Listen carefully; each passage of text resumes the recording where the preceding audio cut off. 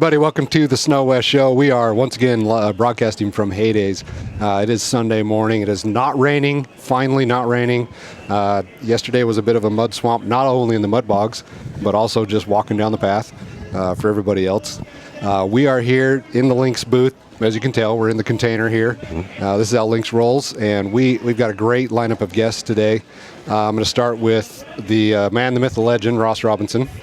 Roscoe, you're busy. Man, you got a lot of stuff going on this year. You're building a house. You're doing the home builder renovator stuff going on. How's that going? Good. Yeah, finally doing grown-up things. Yeah, I was going to say this is a new chapter for Roscoe. It's about time. Yes.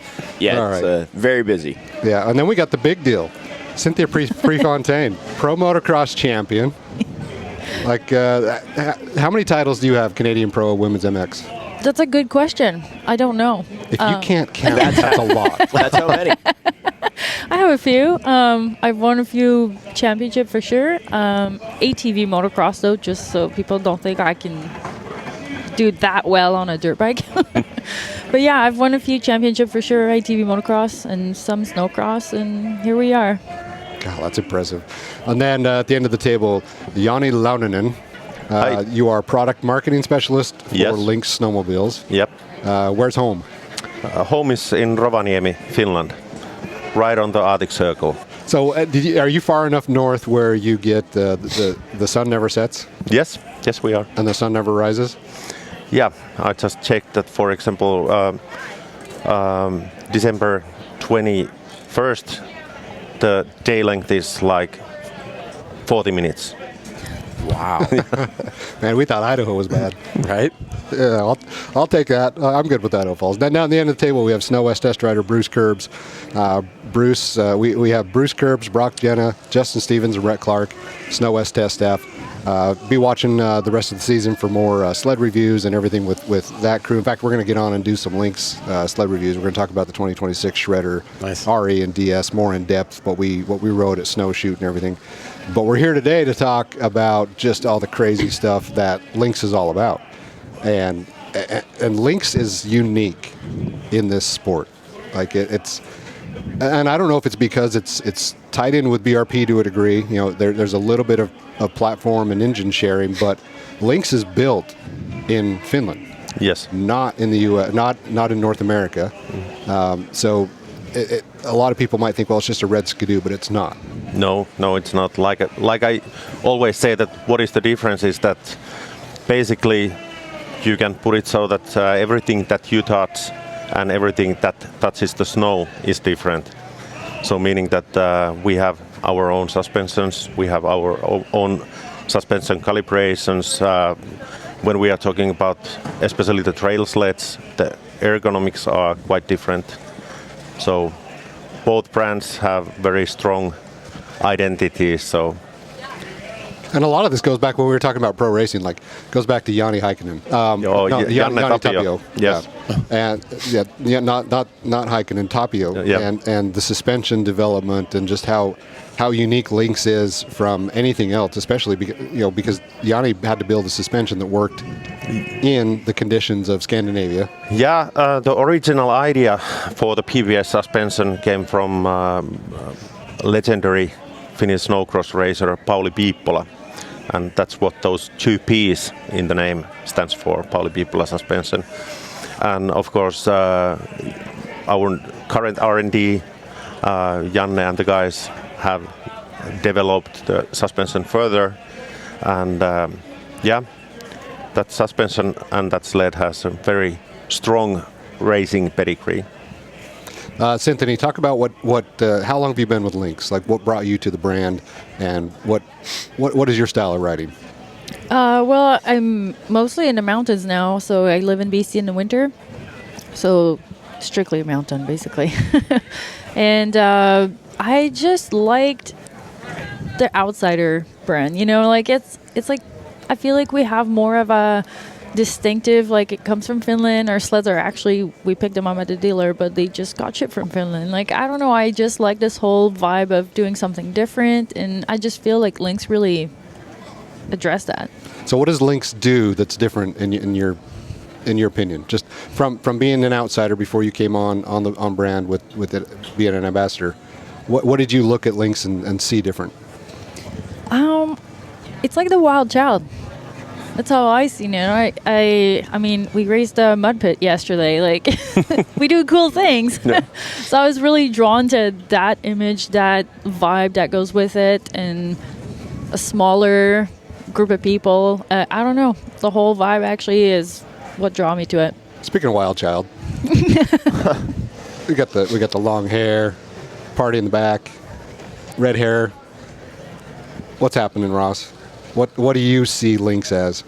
I mean, now that I've had an extensive amount of time on it, got lucky enough to kind of onboard Lynx into North America, and originally signed on with the team before I even knew what I was going to ride. Didn't know what we were going to bring, and watching the development of the shredder specifically for the last handful of years it's really finding its spot in North America. I think as we get more people on snow to ride it, it's got its own pedigree and its own breed of snowmobile. So, because you're really just trying to choose the weapon that best suits your riding style, and I couldn't have landed in a better spot, and it was just kind of like meant to be, because as I've kind of aged into the rider that I've become, it's just like, oh, this is the most fun snowmobile for what I do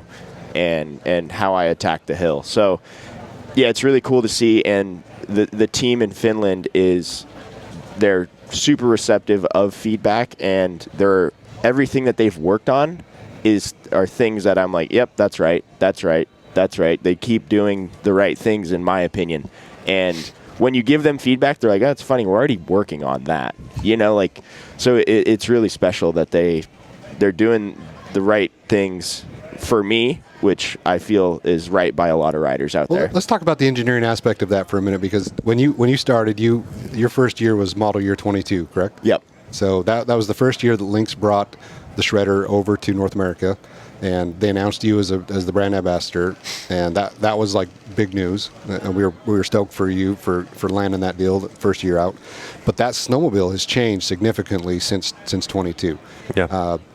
Back then on the 22, it had the snow flap that was attached to the rear axle. That's like everybody like okay, that's a Lynx. Like that was kind of the telltale sign of the Lynx back then. The shorter tunnel with no, had rear bumper, didn't have a rear bumper. Just a completely different look, but man, the suspension was phenomenal. Like that thing would float through moguls, and you could go so fast up the trail, get into the mountains so flipping fast. And then from there, it's just progressed the shredder line more into a deep snow mountain snowmobile, like getting more specific. How has that process gone, like with the engineering team?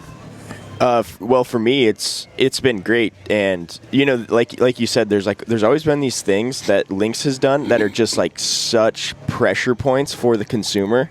Like, how many times have I talked about the original snow flap that was on around the back? Like, people in North America we just didn't have anything like it. So, hey everybody, thank you so much for watching the Snow West Show. Subscribe to the Snow West Magazine YouTube channel and see all of our past content and all the episodes we have coming down the pipeline. Real quick, just want to say thanks to the companies that support the Snow West Show. These are awesome companies that have been involved in the snowmobile industry for a long time. Please go support them. Fly Racing is the #1 gear brand in supercross and motocross, and they bring that same product innovation to snowmobiling. Whether it's monosuits, helmets, boots, gloves, or goggles, Fly Racing has you covered for your snowmobiling gear head to toe. Check them out at flyracing.com or Fly Racing Snow on socials. And thanks to Deviant Ink for supporting the show. Head on over to deviantink.com and check out their custom wrap builder with new interactive design tools that make designing and customizing wraps easy. Their new colorizer tool randomizes color combinations until you land on the look you love. Then try the design mixer tool to see all the Deviant Ink designs in those colors that you've selected. Check it out at deviantink.com. Patrick Custom Carbon is the industry leader in clutch balancing and lightning, with over 50 years experience in the snowmobile industry to make your snowmobile clutches run smoother, faster, and more efficient. For more information, go to patrickcustomcarbon.com them or find them on Facebook and Instagram. And thanks to Tempest Optics. These goggles feature an automatic lens heating system that sets the bar for fog prevention. We wear them. They just signed Steve Martin. They have a huge assortment of lens options. They're easy to swap. We get 3 to 5 rides on a single charge out of these, and they will stay charged for a very long time. There's no on and off switch, no external battery block, no power cords. Just charge them and ride. Check them out at tempestoptics.com and on social media. And thanks to Caliber Products for joining the show. Caliber Products has been a leader in trailer glides and snowmobile shop wheels for years, but they have a whole catalog of cool accessories. And one of the coolest things that we've seen is the Traction Ladder HD. This allows your track to engage with the ramp sooner for safer and more controlled loading on any sled deck ramp or any bed loading ramp. And we use the Rover 360 snowmobile casters and sled wheels, and we love how easily we can move our snowmobiles around inside the shop without marking up the concrete floors. Check out all the products that Caliber offers at caliberproductsinc.com. Now back to the show. You always have these funny conversations about those little things, and then when we didn't have a rear bumper, that was like, I can't believe we don't have a rear bumper. And there's obviously design and thoughtfulness gone into it on why we didn't have one for so long. I want to ask Joni specifically. Yeah. Because that was pure marketing genius, if anything else. Not having a rear bumper, you made every snowmobiler in the industry talk about a Lynx. Yep. Is there an element of that to some of these things, or is it purely just function? It was actually a pure functional thing back then. Yeah. I mean, looking back, I would take credit for the genius move if I were you. The snow, you could have done a T-shirt that just had the rear axle and the snow flap on it, no brand anything, and people go, "Oh, nice Lynx shirt." For sure, yeah. Yeah. Yeah, that's pretty bold. When you put it that way. Yeah.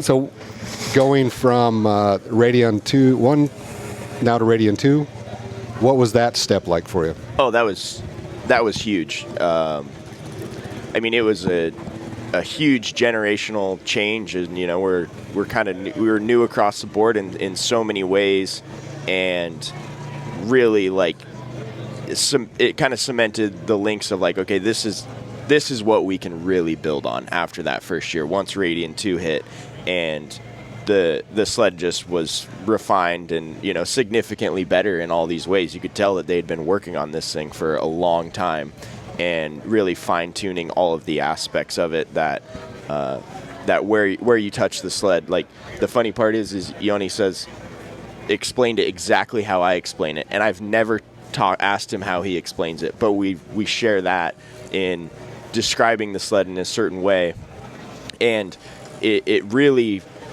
does things differently than a lot of the sleds do. Like, it rides on the rear skid really heavy, like, in a good way, in my opinion. The skis are light, it's playful. I remember the first time that you rode it, I was like, just go down those bumps fast, and you came back and you're like, whoa, that was. You've never felt that on a mountain sled. It was. I went and told everybody else, like, this is what I've been asking for. I was going over Polaris. Ride that Lynx. just telling everybody, like, that's the suspension we've been trying to get. And then Bruce, same thing with you. I mean, you were riding with us back then. What did you think when you first hopped on that? Yeah, I mean that's the first thing you notice is the suspension, because everybody hates moguls going to the mountains. I mean, it's the worst part of the ride, but. I think we would always fight who gets the Lynx to go down the trail. You know what I mean? To get to the mountain, and then. Like you say, they've evolved to where even in the mountains they're fun to ride. There's a difference between the 22 and the new one now. As far as in the mountain ride, but yeah, down the trail, for sure, the best sled to have, and yeah, you could just go as fast as you wanted. Cynthia, are you riding a Shredder DS or RE?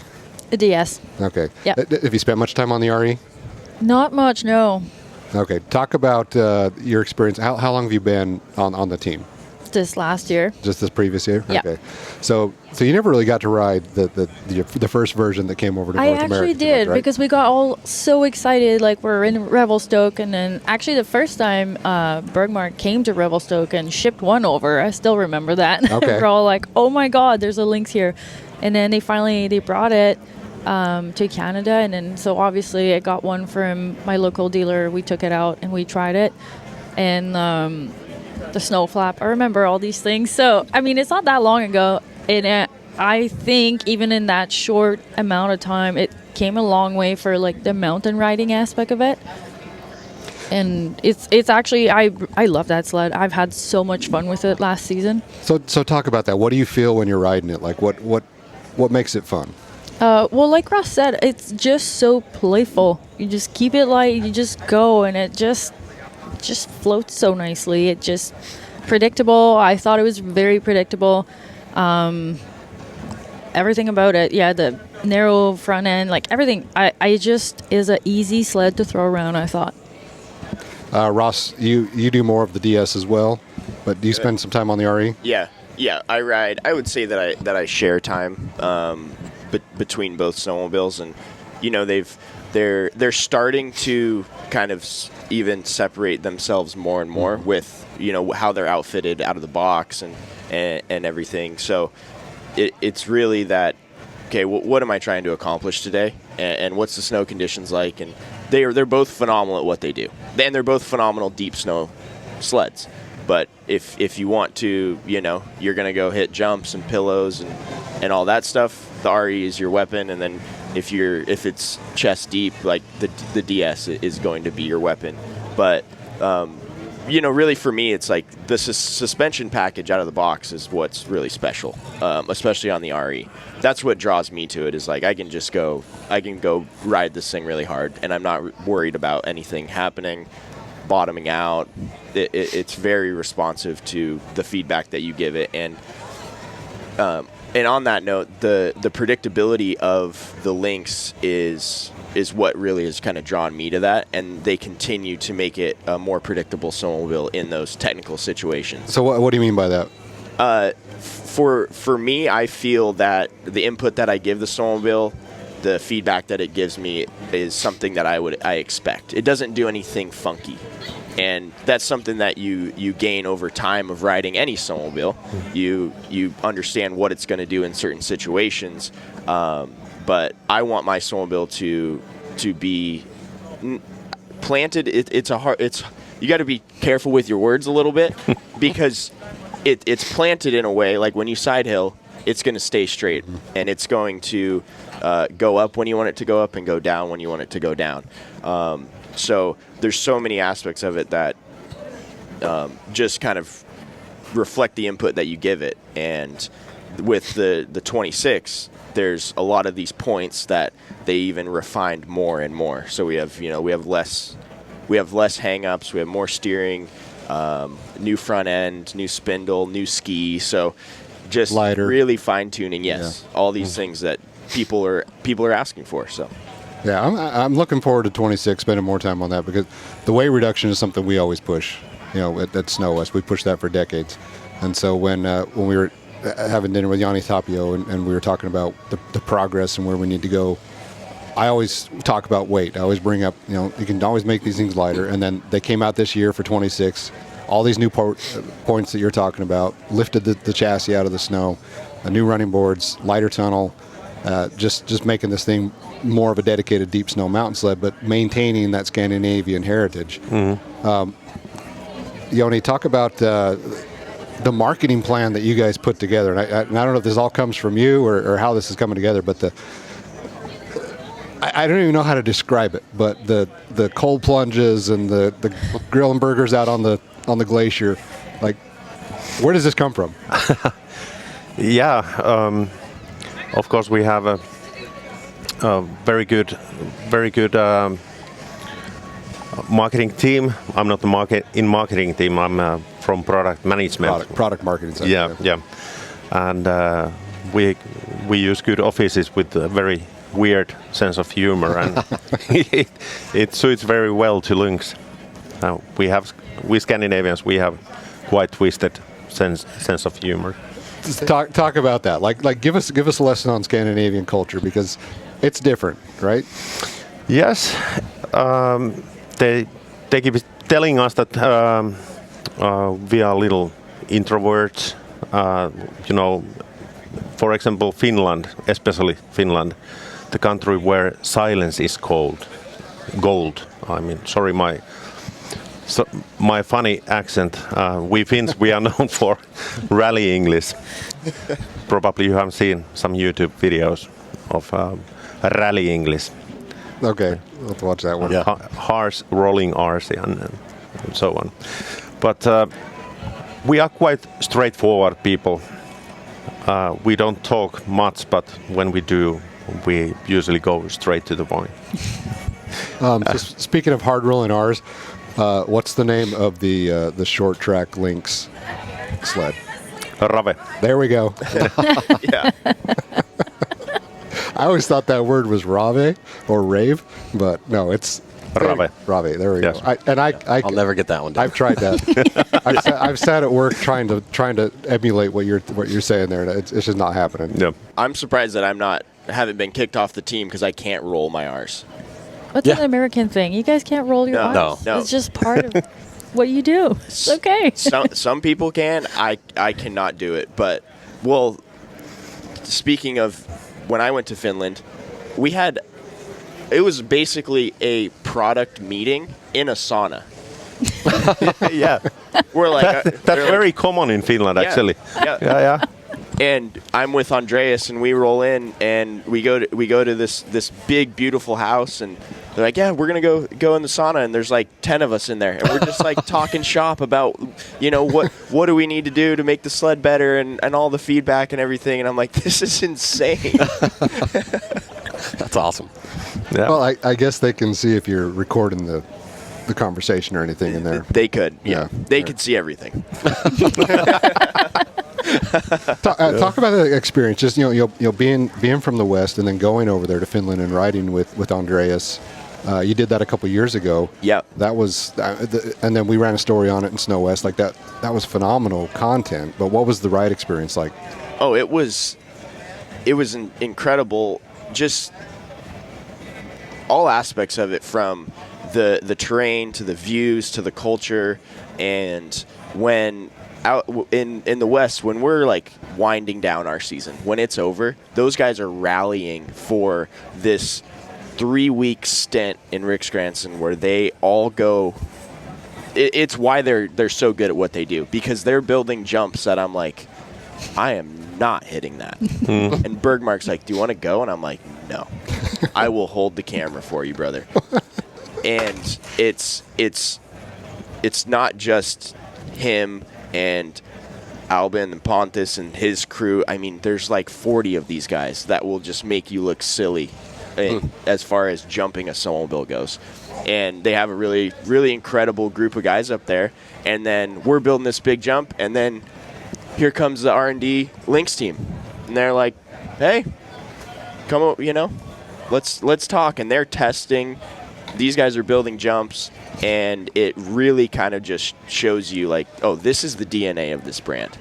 And I remember when it first came over, we were at a dinner for a media dinner, and somebody asked the team, like, well, now that you guys are at North America, what are you going to do to, adjust the snowmobile to North America? And they're like, what are you talking about? Like, we're building it for us.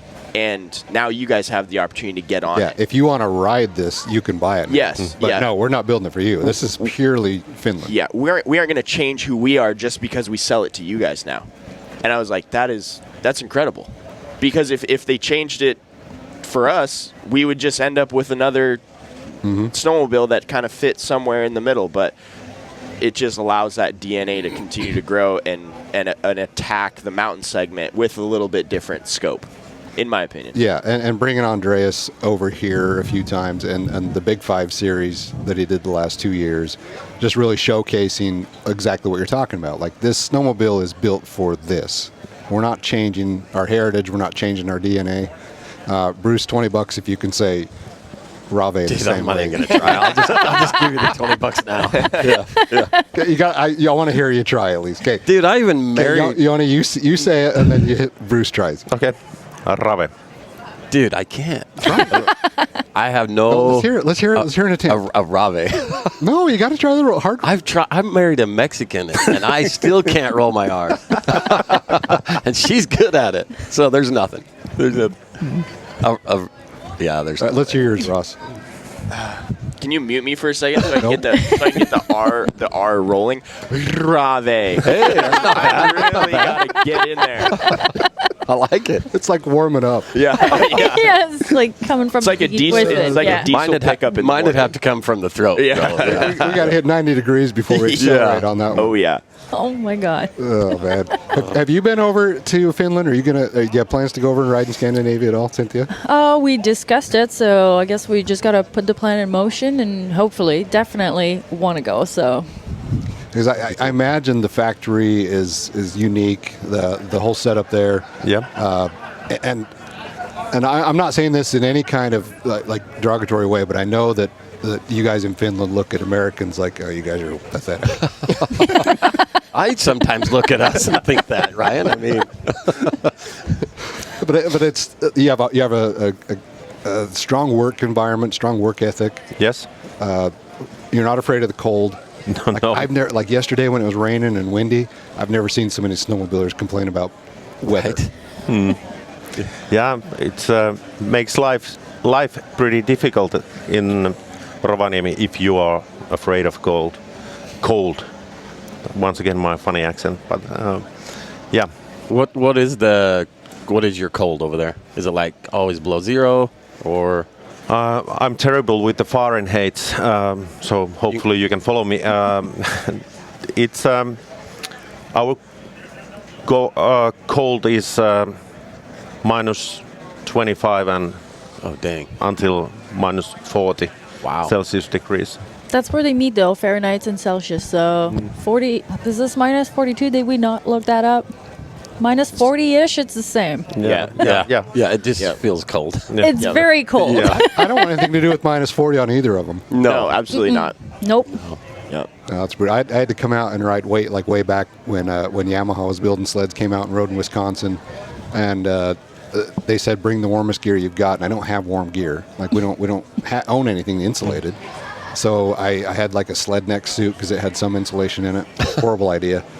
Brought that out here and a roll of duct tape and just covered everything, and it was 38 below when we left their shop in Wisconsin and went for a ride. And you're on trails. And we're on trails, yeah. Yeah. So 38 below, and we're doing like, 60, 70 miles an hour, probably averaging like 50, but getting up to like 60, 70, 80, 90. Yeah. And I've never tucked in behind a windshield so hard in my life. Oh yeah.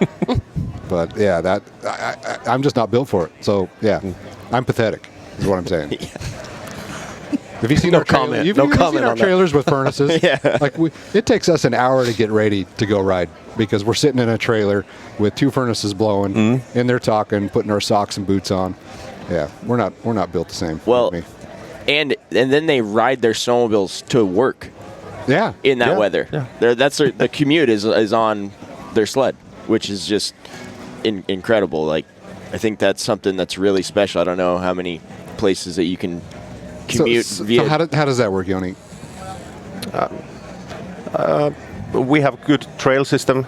The factory is located right next to snowmobile trail. For example, I have like 25 kilometers from home to work on a snowmobile, and it's actually a very refreshing thing in the morning to ride to the office. So just door to door, right? Yep. Refreshing, he says. Yeah, refreshing. Yeah, it is. I'm already cold thinking about it. Wakes you up. I bet. And then you go in a sauna for your meeting. That's one thing, probably because we are still North American company. We don't have sauna at the office, and that's a bummer. But hopefully we will fix that someday. You probably have the mobile one. There was a mobile Yeah. one at Snowshoot. Yeah, And your guys were out there like coming back from a ride. Yeah. It's windy and freezing cold, and your guys are stripping down and getting in the Cold in the plunge. sauna and then getting in the cold plunge. And we're all hunkered down in the trailer. Yeah.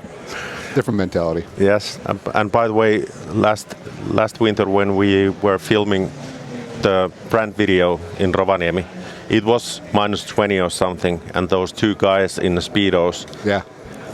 they were hanging there whole day wearing those Speedos. Oh. We had portable sauna with us, so between the shots, they were able to go there and warm a little, and then back again. So there's got to be a trick to the sauna, because I would never think like it's cold, I'm going to go get in a sauna. I would think I'm cold, I'm going to go find a heater. and not something like that's a super humid environment. But I guess if you're only wearing a Speedo, it doesn't matter. You'll go where the heat is. Yes. Ross, did I hear you say you're going to be on a 146 this year? Yeah. I've fallen in love with the thing. RE? Yeah. I just can't get you can't get the DS in a 46. No. Yep. And Well, correct. 3700. 3700. 3700. Yes. Yeah. That sled is just so fun, and for where I'm located, for 98% of the days, it's the perfect thing to ride, because it's just a ball of fun that you're riding all day long. And even on the deepest days, I've had a couple days where I'm like, oh my gosh, I can't believe I'm riding this, and I'm still having fun. I'm just got to be very selective. I'm trying to make better decisions in life, you know. So that's you pay for your mistakes. How's that working very out for you? quick. Oh, yeah, stuck a lot. Yeah, but for 90% of the days, it's such a fun snowmobile, and we could say this across the board for the entire mountain riding industry. They're getting so good that it used to be, the most power, the longest track, the deepest lug. The chassis are so incredible now at what they do that, I'm like, well, I can just shorten this thing up a little bit and still go get a lot of things done.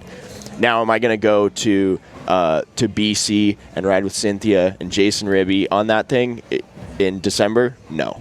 But most of the year, yeah, it's just it's such a fun snowmobile to ride, and really challenging too, because it will punish you for your mistakes. It's not as forgiving. So depending on your riding style and the amount of expertise you have, I recommend it to a lot of people. But if you're not confident, sometimes it'll sting you a little bit. So how do you adjust your riding style to make a 146 go where Cynthia's going to be on her 54 or 65?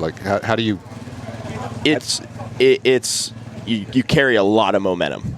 So I think in a way it helps you become a better rider as well. Because if you make mistakes, you don't have all that track length to bail you out. So you carry a lot of momentum. You choose your lines better, and you ride it a little bit differently too. It'll spin out of things and get itself out of things that a big long 4200 won't quite make the corner maybe, or it won't wheelie out of it. But so you just kind of adjust, and as you spend more time on whatever you're riding, you understand what it's going to do in these situations, and then. Yeah, it's just a really fun weapon. And as far as being able to generate content, because that's my whole business, is okay, we got to go make some content. And if the snow's not great, it's I'll just do a wheelie for 200 yards up this hill, and people love it, and I do too. It's everybody loves riding wheelies. Well, I was having this conversation on a podcast yesterday, and the snowmobiles have progressed, and they continue to progress. And 10 years from now, we'll be looking back at the 26 as being oh my gosh, you don't even want to touch those things. And everything changes technology-wise, but the mountains don't change. The terrain doesn't change. The snow doesn't really change. So you're 25 years ago, we were trying to go longer, bigger lugs, like you were talking about, trying to get to a different height on the mountain. Well, there is no more mountain to get to a different height on anymore. So now it's fun to go back. We got the horsepower with the Turbo R. We've got the track speed. We've got the track selection and all that. And now it's fun to go back to these different track lengths, shorter track lengths, and bring the riding element back into it and find the challenge rather than the terrain. The challenge is in controlling the snowmobile because it has the potential. So can you as a rider get there? The snowmobile can do it. The terrain is there. Everybody else is on a sled that can do it. Can you do it? Exactly. That's what makes snowmobiling fun, right? Yes, you're exactly right. And 10, 15 years ago, it was a stock snowmobile was holding back a good rider. Now there's, not very many people can ride a snowmobile out of the box to its full potential. Yeah, especially these factory turbos. Oh my gosh! There was this window there. We were talking about this yesterday too. Before the Turbo R came out in 2020, there was a bit of a window there where the stock 800s were kind of boring. That class of mountain riding, it was still fun, and the aftermarket stuff made it fun. But the mountain riding just got a little boring, got a little stale. And man, thank goodness that the factory turbos came around and just revived that thing because it totally revolutionized the sport. Yeah, and they're so capable, like you said, where you can look at something and go right up it, easy. And some days you get to a point where you're like, oh, I'm on my short turbo. Hopefully I can get up this thing. This is going to be rowdy, and you really have to ride it to get up it. And that's what I really enjoy about it is like the challenge. I'm like, okay, if I can like build a line into that little rock, I can jump off that way. And we've never been at a point where you're like, you just look at things of like, well, I know the snowmobile can do it. Do I have the gusto to do it? So it's a pretty cool spot where we're at. Bruce, are you looking at lines going, yeah, if I can get to that rock, I can jump off this way? all day long. Yep. No, not at all. That thought never crosses my mind. No, maybe back in the day, but the rock wasn't that high. You know what I mean? I'm looking at avoiding the rocks, and you're looking for the rocks. Yeah. Cynthia, talk about your riding style a little more. How long have you been up in BC? I mean, more seriously, the last 7 years. And previously, I moved from the east 10 years ago, and mountain sledding was not, I was familiar with it, but I've never tried it. But I was in the mountains now, so I was like, oh, I'll give it a shot. And not gonna lie, I didn't fall in love right away. That's a lie. I did not. But I was pretty determined to actually get good at it, and anyways, better. And now I actually can't see, any winter not doing it. It's so much fun. What was the progression like, and what did you learn along the way that you wish you would have figured out faster? It's just my riding is mainly with guys, and you guys can just manhandle basically anything. And with throttle, apparently you can get out of everything. So the progression is a little rough, I'd say, at first, just because I had to figure out more the smaller technical pieces. But eventually it just clicks. It's like the one day you're out, you're riding, and it's like, oh, okay. And then from that moment, then everything becomes achievable. I mean, not necessarily easily, but it gets there. And then you can, in the same token, you're talking about doing these climb. Well, when you're starting a bit more, it's the same thing. It's like, oh, okay, now I can make this hill. I can ride the trees a bit more. I can, progress that way. And I'm fortunate that the crew I ride with in BC, they're very good rider, and I feel like that has helped me a lot as well to really progress in my riding in the last 2 or 3 years, and yeah.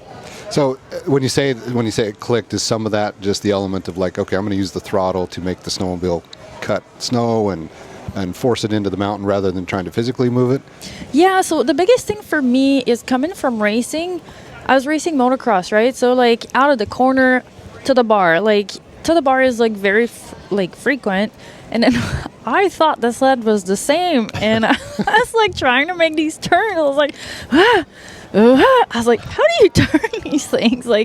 It took me a minute to be like, oh, you don't have to be wide open on these things. They just float, and you can just cruise, and it's actually a dance way more than an aggressive, make the corner, hit the jump, very specific. It's a way more laid-back type of riding, I find, and then you progress into the more aggressive, trying to make these climbs, trying to go through all these gnarly features, and, the challenge is just different. And then, do you have something, Bruce? No, said that's cool. Joni, back to the accent stuff, because I can't get away from this. Okay. What's the correct way to pronounce Lynx? Lynx. Lynx. No, it's more of a lynx, isn't it? No, Lynx. Lynx. Lynx. Yes. Lynx. And it's very Finnish way is to add little I in the end. Lynxi. Lynxy. Ooh, Lynxy. I like that better. Lynxy. Fancy. Yeah, fancy. That one. All right, I want one more R roll from you. Say Rovaniemi. Oh, jeez. Rovaniemi. Rovaniemi. And then I can't even finish the word properly. It's embarrassing going over there. Well, I got to really put my big boy pants on when I go over there. You just walk around with Google Translate? Now I can. Getting there. Yeah.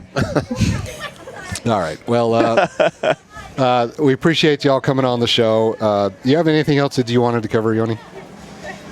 That's a big question. No. All right. Like I said, we are very straightforward. It was a good comments from both of you. So Thank you. Well, I think we means still a have a lot. job. big fan. yeah, you got a sled this year. Yeah. We're gonna ride it this year. Yeah.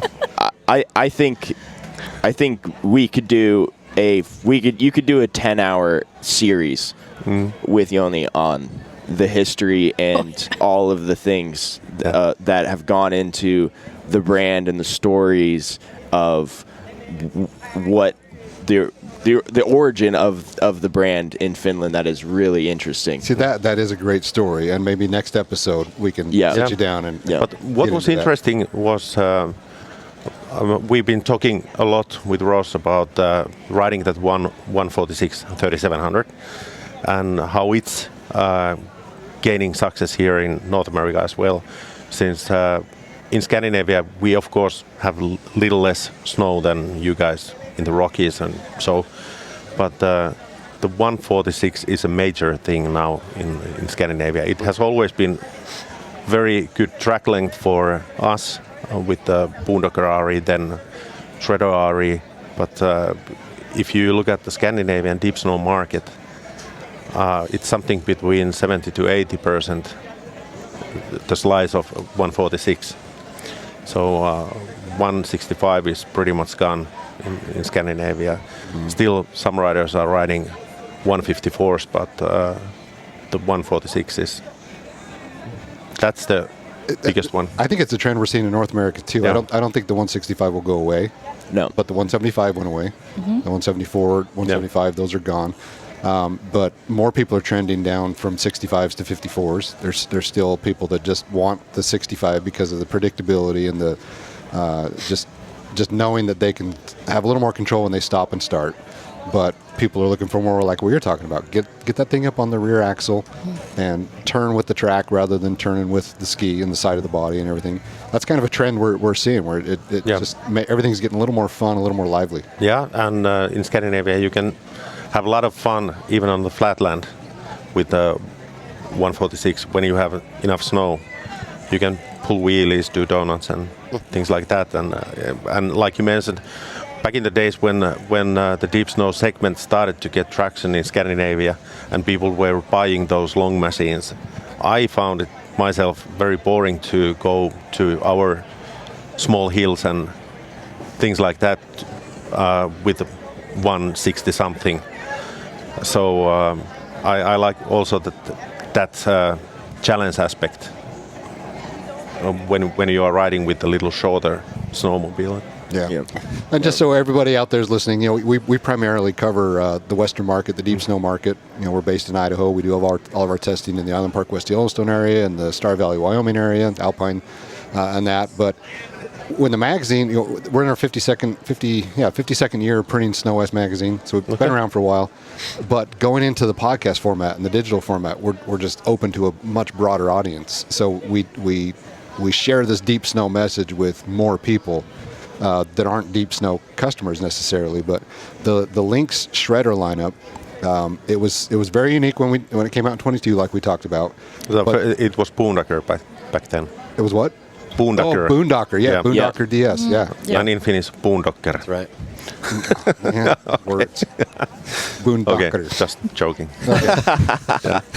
Now he's going to start messing with us here in a second. That's good. That's what we want. Yeah. That's what I want to come out. But the 25 was a phenomenal set. We had a shredder DS in the lineup, and the 26. Like I'm looking forward to that because it's not so much that it's adapting more to the North American market, but we're figuring it out as test riders. Like we're figuring out, like, okay, this thing is built by Scandinavians for that market, for the Andreas Bergmark guys, and clearly we're no Andreas Bergmarks, we're no Ross Robinsons, but we're figuring out what makes that snowmobile unique, and it's a backcountry weapon. It's a deep snow machine. Like, it's phenomenal. Yeah. So if you are on the fence considering a Lynx, I was just gonna say Boondocker DS, a Shredder RE and a Shredder DS. Like, it is a legit deep snow mountain sled, and you put it to the paces. And Andreas has put miles in the air on these things. Like they're legit backcountry weapons on these things. Yeah, and I think what's really cool about it, and it's a tough job for the Lynx brand, is you have Bergmark and his crew wanting. He wants this, and I want this, and then they're taking all of this feedback from all of their riders and all their test riders and everybody that's in the brand, and they're like, okay, where can we go together? Bring these together, which is pretty incredible, because it's hard for a mountain sled to hold up to what those guys do. They put it through the paces. I rode Andreas's his big air suspension, his custom tuned, and I was like, this is the most uncomfortable thing I've ever ridden. It was like riding bricks. The suspension didn't move for me. Well, like what we saw, and it wasn't even his sled, but it was a sled he put together when he came and rode with us 2 years ago. And on the tunnel sides, he had these hooks, so that when he's doing the inverted rolls in the air, he can hook his toes, and he's hanging on to the snowmobile. Yeah. So if you've got that on your snowmobile, we're not the same. No. Yes. But to your point, everybody's figuring it out and using those things that the team has built to our advantage. Something that maybe in the last years you're like, well, why do I need that? Why do I need a race-inspired suspension on my mountain sled? Well, it turns out it works pretty good. And if you want to get to the top fast, and you're going to have to ride some trail on the way there, and you're going to hit some stumps and jumps and hop over logs, they're like, oh, the race-inspired suspension, pretty sweet. I figure that's, I'm no engineer, but I've been around engineering teams for 30 years doing this. And I've seen, there's always segments of progression. There's chassis development, then we focus on tracks, then we focus on skid frames, then we focus on engines. And engines are at an all-time high, factory turbos, even the NAs. Chassis are at probably an all-time high as well. We don't see brand new platforms every 4 years like we used to. Now we're on a longer duration there, and even the new platform is just an enhanced version of the previous platform. I think the next thing we're going to see kind of go through the snowmobile system in the mountains is suspension refinement. And I think it's led by looking at Andreas, who took over the internet the last few years. Like, holy crap, I couldn't even imagine doing any of that on mine, but man, could I? And if I could, what do I need? Okay, well, you need a better suspension. Once you ride something with a better suspension like this, like I was telling you earlier at the beginning of the show, when you ride that, it's eye-opening. And it makes you look at the mountain different, like you're talking about. Like, I'm looking for rocks to jump off. Yep. I'm not. You are. But covered in snow. They are covered in snow still. Yeah. Slightly. Yeah. Yeah. I just think that's one angle that we're going to start seeing in R&D. We're going to see this push into better suspension. Yeah. Because and for so long the number one thing to attack was, how do we get the sled to stay on top of the snow? And it was always deep snow performance first, and everybody's got it figured out so good now. So like you said, where do we go next? Yep. How does it actually handle? Yep. Like in all the other aspects of what a suspension needs to do, not just when it's 4 feet deep, will the thing go? Yeah, exactly. They'll go now. Yeah. Well, thanks everybody for coming on the show. We'll wrap it up here. Snow West test rider Bruce Kerbs down there at the end of the table. Joni Launonen from Lynx down there. Thank you. Will you just say Lynx, Rave? See, I got a little. One more time. One more time. One more time. Just the way it's supposed to be said. Lynx Rave RE. There we go. I love that. That was a very Finnish version. RE pronounced like RE. That's going to be a soundbite. Yep. Cynthia Prefontaine and Ross Robinson, the one and only Roscoe. All right, Ryan Harris for the Snow West Show. If you're watching this on the YouTube channel, please hit that subscribe button. We got a lot more content coming, a lot more great shows coming, more shows coming. We're going to get into that story, the history of Lynx, and tell that, because that will be a lot of fun.